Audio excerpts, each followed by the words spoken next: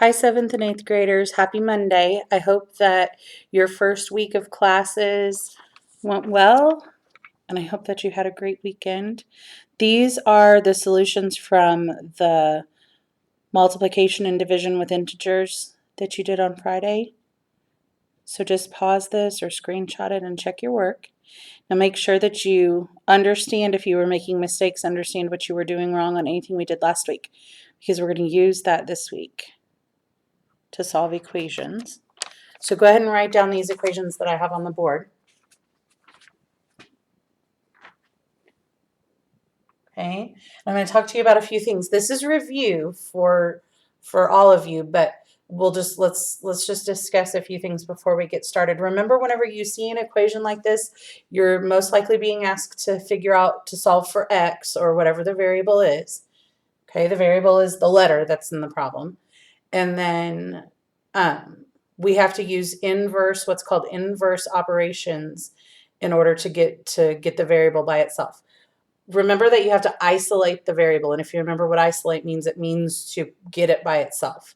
So if you look at this very first one, we've got an x here, and we're trying to figure out what was done to x so that we can undo it. Okay, we want to end up with x equals something. We want to know what the value of x is, so we have to get it by itself. The other thing I want you to remember is that the equal sign is the balance for the equation. Okay, and a balance is like a seesaw or a teeter-totter in the park. Whatever you do to one side, you have to do the same thing to the other side. If you take one person off of one side, you're going to make it lopsided. So you'd have to take one person off of the other side in order to keep it balanced. Okay, so one thing that I want you to get in the habit of doing is let's draw a line here at the equal sign so that we know what the two sides of the equation are. This side has to stay equal to this side, remember, because it's a balance. Okay, so that's the first thing I want you to remember. Draw a line through the equal sign, and then let's go back here and find x. Let's look at x and ask yourself, what has been done to x? Well, it's got a 4 sitting beside it, so that means that it was multiplied times 4. And then it also has minus 10. Okay, so this is what's been done to x. We have to undo this in order to figure out what the value of x originally was. Okay, and to undo it, we use inverse operations. The first thing we're going to undo is this minus 10. In order to reverse a negative 10 or a minus 10, the inverse of addition is subtraction. So we're going to, or the inverse of subtraction is addition. So we're going to have to add 10. And if you ask yourself, what is negative 10 plus 10? Well, that's nothing. And that's what we wanted to do. We got that to cancel out.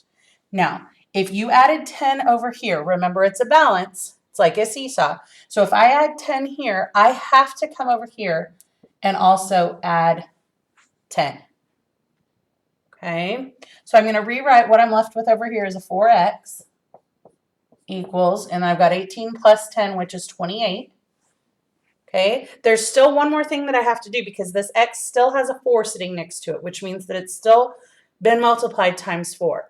And the inverse, the reverse of multiplication is division. So in order to undo that, I can divide by 4.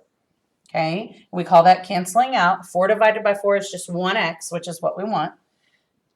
But I also have to come over here and divide by 4 because I have to do the same thing to both sides. So now I end up with x equals 7.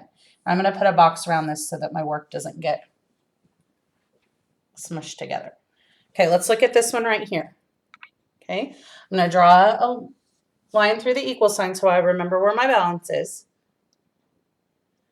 And I'm doing PEMDAS in reverse. You've heard me say inverse and reverse. So we're undoing PEMDAS in reverse. So we're always starting by undoing the addition and subtraction. Then we'll undo multiplication and division. So I want to undo this plus 15 right here. And to undo plus 15, I use minus 15. So directly below it, I'm going to put a minus 15. Positive 15 minus 15 cancels out because that would be nothing. But since I subtracted 15 off this side, I have to go to the other side of the balance and I have to subtract 15. So I've got 55 minus 15, which is 40. And over here, I just rewrite what I'm still left with. So 4x equals 40. Now, I still have one last thing that I have to undo because there's a 4 there sitting next to x. So I'm going to have to divide by 4. So divide by 4 and divide by 4 over here. 4 divided by 4 cancels out because it's just 1. And I end up with x equals 10. And I'm going to put a box around it. I'm trying not to. I apologize if my work is smushing together. I'm trying not to. Okay, let's look at this one. I'm going to draw a line through the balance. Okay, so I know where my two sides are so I don't get confused. Now here's the x. It looks like it's been multiplied times 6 and then also had 6 added to it. So I'm going to undo this addition first with subtraction. So subtracting 6 over here. Positive 6 minus 6 cancels out, which is what we wanted.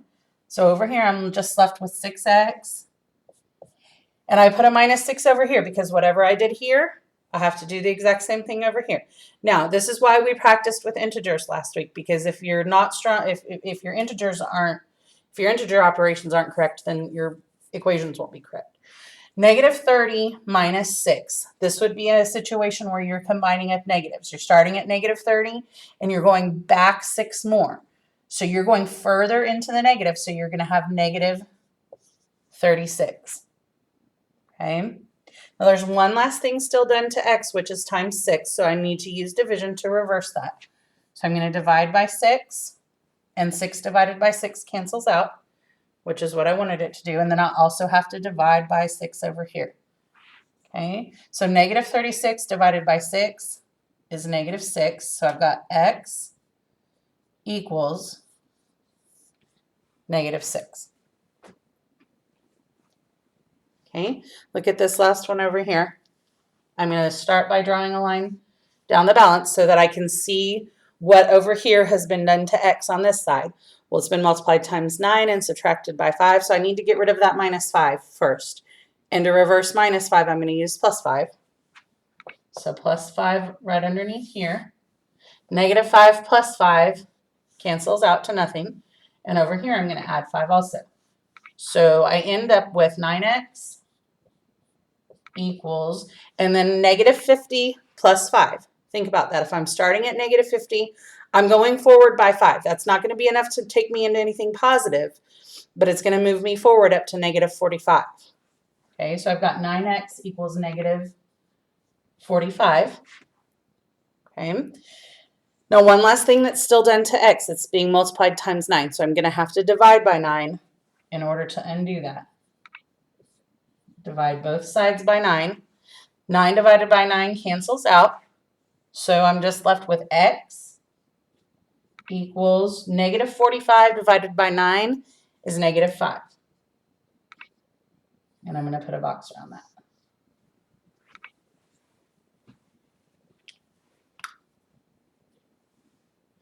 Okay.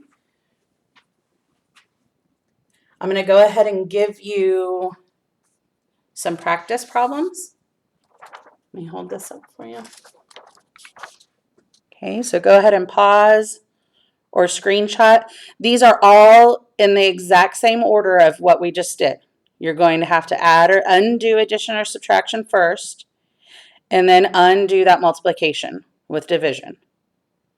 Okay, so these are all in the exact same form as the ones that we just went over. So if you need to rewind or rewatch or keep your examples close by. Okay, today is Monday. So if you would like credit for these problems, have them sent to me by Tuesday night. And then Wednesday, I will see you back for another video.